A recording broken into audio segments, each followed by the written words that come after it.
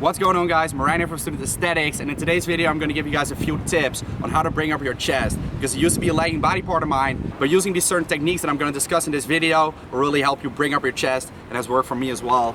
So today we're going to go full douchebag mode, and you know, this trigger, so I can show you guys exactly how those titties are working. Let's get started. Control, saying Lord, save your soul. If this heaven show you proof, hell's the only thing you know, man. You've been fly. Right, so before we start the actual routine, you want to warm up your rear delts, your shoulders, traps, pretty much everything. Let your warm and your rotator cuff as well. So those are the exercises that when you prefer. You've been high, you've been low, searching for salvation with no navigation, where to go. You're from the bottom. Mission impossible, any obstacle, anybody said they're gonna stop you, do shoot the bull with an actual wall, so no problem.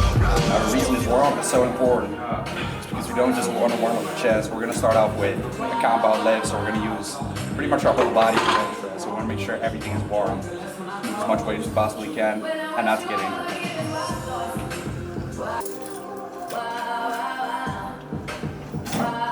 Alright guys, so my second tip is to get your form down. Back in the day my form wasn't right, and therefore I used a lot of my front delt to actually move the weight.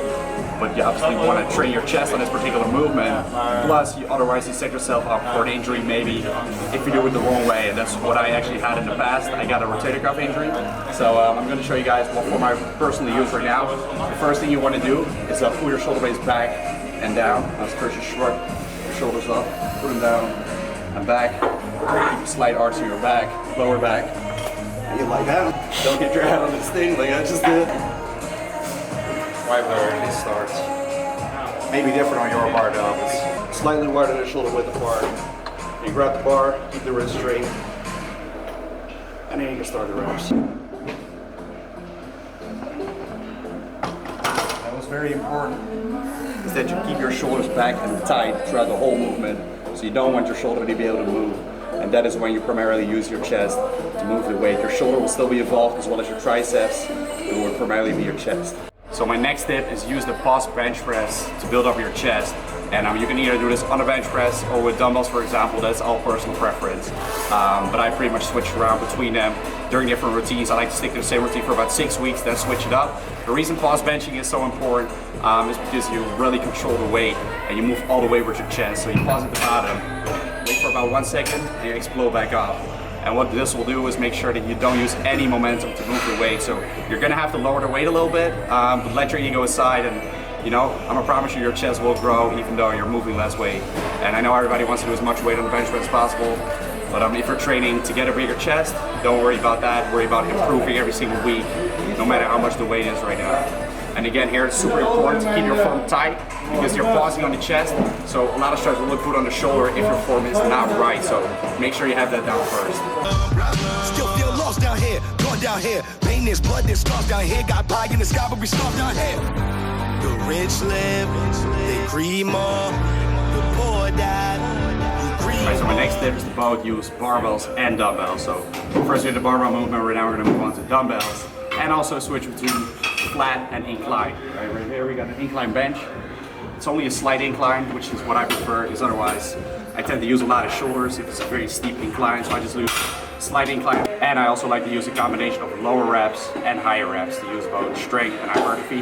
So first exercise with strength, about 3 to 5 reps, and right now we're going to do about 8 to 12. Ready for the road. You have a place where the strong surviving. That's just so you know. It's kinda hard, but you remain a giant. Get ready for the road. You're from a place where the strong surviving. That's just so you know.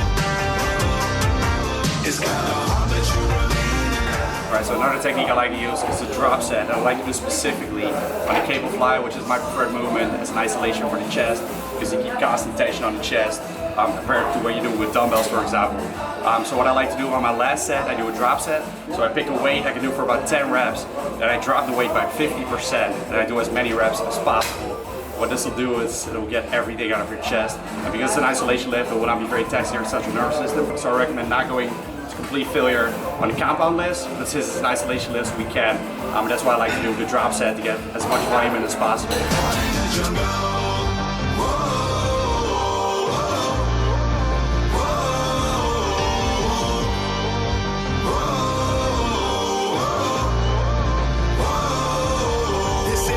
bitch right now. Using your gift right now, just to make it big right now. Trying to live right now, show hating kids right now. Success, your revenge right now. Get it in right now. Shopping for greatness, distraction cannot be weakness right now. The way that they reach to take the shot from me, think that they playing defense right now. Question, ain't nothing accepted but profession. A perfection that's evident, but legacy's an exception. What's your preference?